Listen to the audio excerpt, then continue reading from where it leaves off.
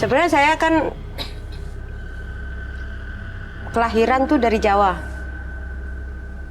Cuman tinggal di Jakarta yaitu karena pengen ketemu mama sebenarnya. Tapi setiap diminta alamat nggak pernah ngasih, dan saya pun nggak boleh manggil mama itu dari kecil. Sampai Setiap sekarang. saya manggil mama, pingin kayak anak-anak lain manggil mama yang punya mama. Lu nggak usah manggil gua mama dah, ntar ketahuan orang-orang gua udah punya anak. Bermula dari yang saya bilang tadi ya, dia tidak dibesarkan dengan cinta kasih dari awal. Iya, dari keluarga. Ya jadi saya dibesarkan sama nenek saya. Dan nenek saya pun sebenarnya latar belakangnya ya mistis. Kehidupan begitu. Nah, jadi nenek saya sama kakek saya itu dari ibu. Dari ibu. Terus bapak saya terjunnya ya gitu, bergelut di dunia mistis. Nenek saya pun dari keluarga ibu pun begitu. Semuanya mistis garis itu keturunannya ya. Tapi saya ada diturunin begitu, sebenarnya saya nggak mau. Intinya nggak mau aja.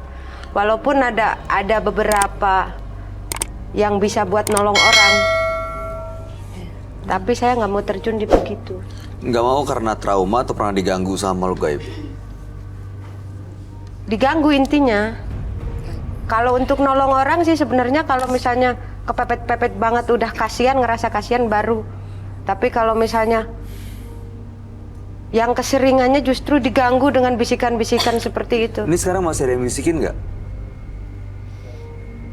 Nggak ada. Nggak ada kan? Tapi bisikan itu datangnya setiap apa? Tidur kah atau apa? Setiap sakit hati. Jadi kalau saya sakit hati langsung muncul ada bisikan harus membalas orang itu. Baru saya melakukan ritual tersebut. Ritual tersebut masuk ke hutan-hutan dan gua-gua nggak? Kenapa? Masuk ke gua-gua dan... Oh enggak. Saya paling pergi ke salah satu tempat.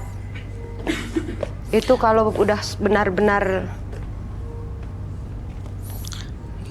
apa? Sakit hati banget. Biasanya ngapain tuh di situ?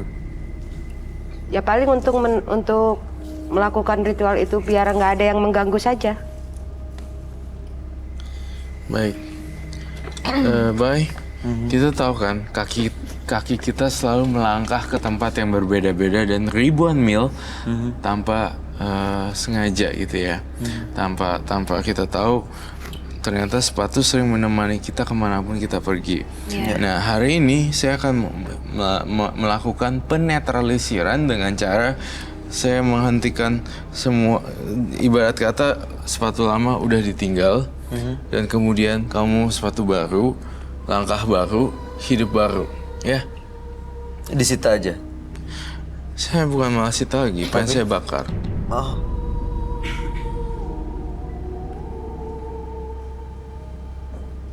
Tapi sepatu agak susah bakarnya. Apa? Sepatu agak susah bakarnya atau dia tinggalin aja nggak usah dipakai kali. Itu ya. Coba aku yang pakai loh. Jangan. Kecil lah. Jadi sepatu ini sebagai cleansing, kamu udah nggak usah pakai lagi. Ganti dengan sepatu baru. Ini jangan pernah dipakai lagi. Ini sebagai simbol bahwa kamu meninggalkan langkah yang lama untuk melangkah ke arah yang baru gitu. Bukan dengan alas kaki yang baru. Ini disimpan aja atau dikasih ke orang? Kasih ke orang. Tapi Donation. nggak ada imbas apa-apa ke orang kan? Nggak ada. Cuman sepatunya aja. Ya, cuma sepatunya aja yang jadi masalah. Saya pengen kamu bakar sendiri aja di rumah. Ya? Baik. Dia tadi ngejar-ngejar ke arah penonton, bahkan ke Dara juga. Itu kenapa ya, Roy? Masih dibisikin? Gini, dia nggak kekontrol gitu emosinya dan jiwanya. Dia tuh nggak sadar apa yang dilakuin sebenarnya di Dina. Bener-bener kayak kacau.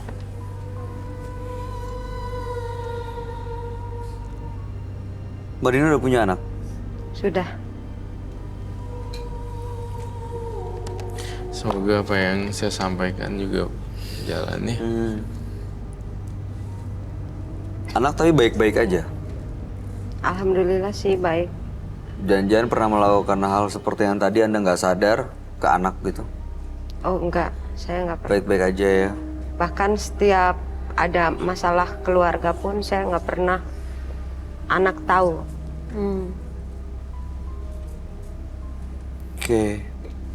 Ya mudah-mudahan Anda bisa jauh lebih baik dari yang sebelumnya. Maksud saya kalau Anda merasa sakit hati sama ibu, mungkin beliau pernah buat kesalahan. Nah mudah-mudahan kesalahan dan keliruannya tidak Anda ulangi ke anak Anda gitu ya. Ya, Oke? Ya, enggak, insya Allah. pelajaran hidup. Jadi pelajaran. Kalau sakit hati sih jujur, alhamdulillah saya nggak merasa sakit hati sama mama. Ya jangan. Udah Kayak ratusan apapun kali juga saya itu. rayu itu, suruh tinggal sama saya sampai nangis-nangis, tapi tetap mama tuh entah belum dikasih kesadaran apa enggak. Ya intinya saya punya usaha roti pun dulu, punya pabrik roti malah didoain semoga terbakar pabrik kamu. Jadi sulit lah. Nggak tahu mungkin belum kali. Belum dibukakan pintu hatinya mungkin. Tapi seperti apa? Itu tetap orang tua sih ya, nggak bisa dilawan juga. Kalau sama bapak saya jujur ada dendam. Tapi kalau sama mama enggak. Tapi kan beliaunya udah nggak ada. Iya. Ya didoain aja Didoain mudah-mudahan aja. suatu hari nanti ya. Iya. Gimana sekarang rasanya? Udah lega enakan. Jauh lebih lega ya. Baik. Ada pesan buat Dina? Nggak ada sih. Dara? Oke baik. Mbak Dina, terima kasih sudah hadir di Menembus Mata Batin. Mudah-mudahan baik-baik saja ke depannya. Dan salam untuk keluarga. Mudah-mudahan juga masih bisa menjaga keutuhan keluarganya dengan suami ya. Mudah-mudahan. Amin. Ya, terima kasih. Anda boleh meninggalkan studio Menembus Mata Batin. Ya. Terima kasih. Nanti bawa sepatunya. Oh iya. Garis kehidupan memang tak dapat kita ubah. Namun, kita dapat mengubah jalan pikiran kita. Karena kebahagiaan dapat kita ciptakan oleh diri kita sendiri. Kalau kamu ngelihat Dina, rasanya perlu melakukan penelusuran nggak sih? Iya, nampaknya tim nanti akan penelusuran lebih lanjut untuk rumahnya Dina atau lokasinya Dina ya. Biar benar-benar dia bersih juga ya. Betul sekali. Baik, kalau gitu pemirsa setelah ini Roy Kiyoshi dan tim akan melakukan penelusuran ke rumah partisipan kami, Dina. Halo pemirsa Menembus Mata Batin, aku Frisly Herlin dan kali ini aku datang bareng sama boneka Bobby. Kita mau datang ke rumah salah satu partisipan yang bernama Dina. Dia melakukan ritual memakan.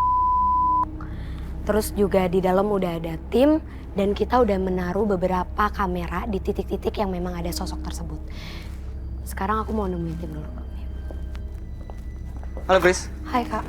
Jadi menurut kamu yang kamu udah kasih tahu ke aku untuk di beberapa titik seperti di ruang tamu, dapur, dan kamar. Nah, kejanggalannya itu ada pada kamar. Jadi kalau di sini, nah ini lokasinya di kamar tidurnya Mbak Dina. Nah, ini partisipan kita. Nih, kamu lihat. Mbak Dina juga bisa lihat nih. Di sini tuh ada yang janggal. Nah Kak, jadi ada makhluk yang ngedeketin ke Mbak Dina. Jadi tadi tuh dia nggak ketangkap di kamera. Sekarang dia makin lama makin deket dan ngarah ke sampingnya Mbak Dina. Oh, kamu bisa lihat ya? Secara jelas Iya, gitu? ini benar-benar jelas banget. Bukan cuma satu sosok. Nggak cuma satu sosok. Ini mbak, lihat. Ada pergerakan nih di selimutnya. Tuh. Biasanya kalau misalnya selimut atau benda bisa bergerak, berarti energi yang ditimbulkan sama sosok tersebut itu emang besar, Kak. Tuh, dia kayak melakukan gerakan sesuatu nih, tuh. Kayak bangun tapi masih tidur.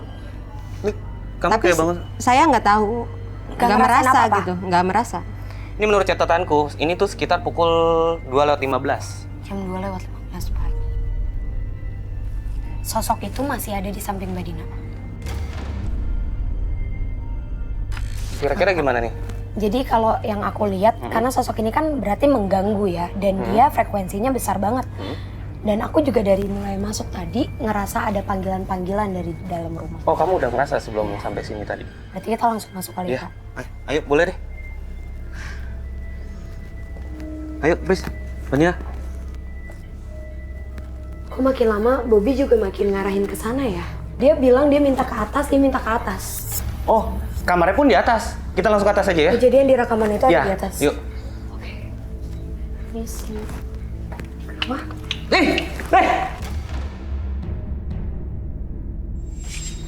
itu tadi barusan semuanya denger nggak? Apa kakak dengar? Lu denger nggak? Mbak Nina denger nggak? Yang lain denger nggak? Ada yang ketawa. Tapi Mbak Dina juga denger kan? Nggak denger apa-apa. Nggak mungkin deh, kayaknya itu sosok yang Ini aku sebutin merinding kemarin. nih. Aku denger banget, jelas. Aku juga denger kok. Tapi nggak ada apa-apa di atas. Nggak mungkin nggak ada, karena ini Bobby ngarahin kita ke atas, Kak. Terus gimana nih? Kita lanjut ke atas aja kali ya? Aku makin lama makin pengap ya. Iya. Rame banget di atas. Kamar yang ada rekamannya itu di mana yang kakak? Ini, sebelah sini. Di sini. Heeh. Kita boleh masuk. Tapi nggak ada apa-apa di kamar. Kalau nggak ada apa-apa, berarti nggak apa-apa dong kita untuk Iya, kita masuk coba dulu. cek aja dulu. Karena kan tadi di videonya Iya, juga jelas kan jelas ya. juga. Oh silahkan, kalau nggak percaya. Bener kan yang aku bilang? Kenapa? Bobby juga ngejelasin dia ketemu sama sosok perempuan merah dengan energinya juga sangat amat merah. Perempuan merah? Kuntilanak merah. Terus tadi kakak ingat kan tadi aku bilang kalau ada sosok yang ngedeket tiba-tiba Iya, duduk iya. di samping situ karena sosok itu keluarnya dari kaca yang ada di sini. Oh, dari kaca ini? Iya, dia keluar. Sosok ini laki-laki berbulu besar. Dan sosok yang coba untuk masuk ke Mbak Dina ini dia bilang dia udah Mbak Dina bersedia untuk meminjamkan badannya. Tapi Mbak Dina udah nggak pernah lakuin ritual. Ya, saya sudah nggak melakukan ritual apapun di sini. Kenapa, Bobby? Kata Bobby, di kasur ini bahkan ada sesuatu. Di kasur Jadi, ini? Iya. Kakak boleh cek kasurnya. Coba aku cek deh. Nggak ada apa-apa. Coba aku cek deh. Nggak ada. Astagfirullahaladzim!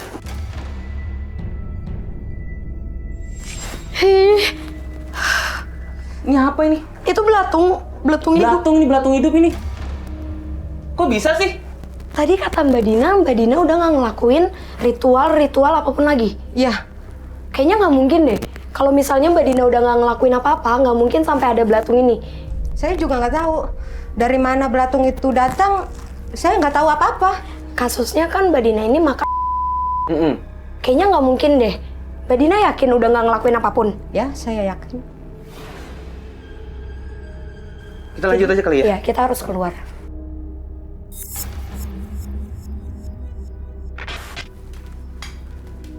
Gimana kata Bobby? Nah, Mbak Dina, ini bukannya sendal yang kemarin Kak Roy bilang buat dibakar ya? Iya, tapi itu nggak ada apa-apanya kok. Orang itu sendal kesayangan aku. Ini Bobby yang ngasih tahu Kak. Harusnya kan kita lurus aja, tapi Bobby yang tiba-tiba nyuruh stop lihat samping kamu. Oh, dia yang ngeh. Kan disuruh dibakar. Iya, tapi itu sendal kesayangan Energinya aku. nggak enak banget Mbak Dina. Nanti aja. Udah nggak Gini apa-apa. aja. Ini kami sita deh. Karena kan memang benda ini tuh memang harus sudah dibakar kan. Daripada nanti pengaruhnya ke yang lain. Ya Berarti udah kita deh. lanjut ke sini deh. Banyak banget ya di sini. Kak, Ya? di sini ada kuntilanak merah yang tadi ngetawain kita pasti tangga. Gimana tuh? Dia di mana? Sekarang dia ada di sini. Tuh, deket pintu. Udah. Dia tuh emang ada dulu di sini, tapi sekarang udah nggak ada di sini. Udah pergi dia. Bobby bilang Hmm? dia mau main ke dalam. Hai Mbak Dina. Tuh kan. Jadi tadi ada anak kecil tiba-tiba kayak ngajak main, ketawa-ketawa, dia lari. Ini masuk ke bawah sini. Tapi kayak nggak mungkin kalau misalnya emang di rumah ini nggak ada apa-apa, nggak mungkin makhluk-makhluk ini masih betah ada di sini. Tunggu deh Kak. Bobby bilang kita bisa nemuin sesuatu di depan. Mau cari apa lagi sih? Orang nggak ada apa-apa di sini. Makanya kita mau buktiin. Yaudah kita lihat aja yuk. Ayo Mbak Dina.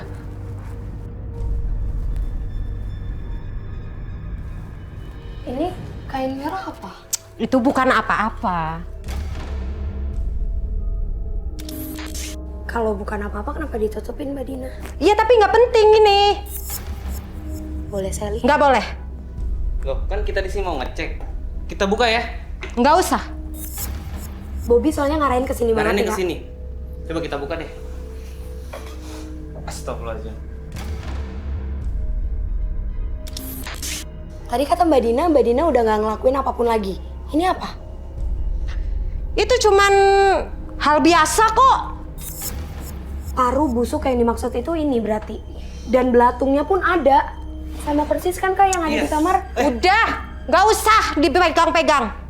Nggak, benda-benda ini bakal kita sita deh, ya. Iya Kak Sri kayaknya diamanin aja. Udah deh. Woi. Loh, Jangan kok gimana ikut sih? campur ya. Riz, dia ngapain tuh? Mbak Dina! Tolongin dong! Jangan ikut campur. Saya sudah betah di tubuh ini. Ini kamar nih, Prisli. Kak Sri, aku boleh minta tolong air sama lada nggak? Iya, bentar.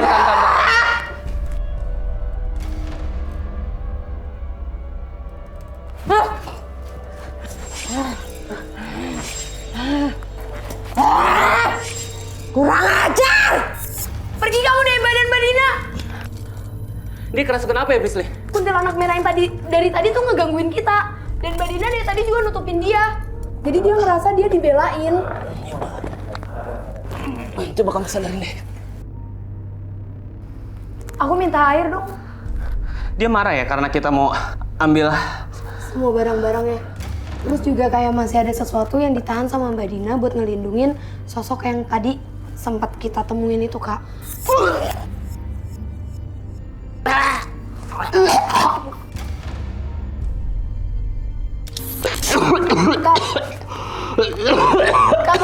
Kak, minum, Kak. Mbak Dina. Kak. Mbak Dina, kalau Mbak Dina terus-terusan makan makanan yang ini, sama aja Mbak Dina ngasih makan ke mereka. Dan mereka makin ngerasa mereka bisa kuasain badan Mbak Dina. Tuh, Prisli, ini tadi aku batuk ini. Itu bener-bener kakak muntahin. Kok bisa sih? Karena Mbak Dina tadi kan makan lagi dan di depan kita kan, kakak juga ngeliat kan. Dia makan itu untuk ngebentengin badannya lagi. Dia coba minta pertolongan dari makhluk itu lagi. Dan dari tadi dia bener-bener nolaknya itu ke badan kakak kan. Iya. Makanya bisa kenanya ke kakak yang Iya, makanya kayak gini. tadi dia nyerang aku kan. Udah kita bawa aja deh ini. Kita sita aja Tunggu dulu, semua. Kak, kita nggak bisa main bawa aja. Sekarang terserah Mbak Dina. Kalau Mbak Dina masih mau ngasih makan mereka dengan yang kayak gini dan bakalan berefek ke badan Mbak Dina juga, terserah. Kita udah nggak bisa apa-apa lagi. Karena dari tadi Mbak Dina juga yang nolak. Ya udah Mbak, saya izinin Mbak bawa semua. Saya juga udah nggak tahan. Iyalah, udah nggak benar ini. Saya udah capek sebenarnya. Yang penting Mbak Dina ke depannya bener-bener udah tahu kan ini ngefeknya nggak akan ke hal yang baik, Mbak. Dan ini bakalan terus ngeganggu pikiran dan fisik Mbak. Udah ya, Mbak. Oke, yuk. Bang, bangun nih, Mbak. Yaudah tim, ini boleh dibawa barang-barangnya semuanya. Yuk Mbak. Oke, yuk, bantuin yuk.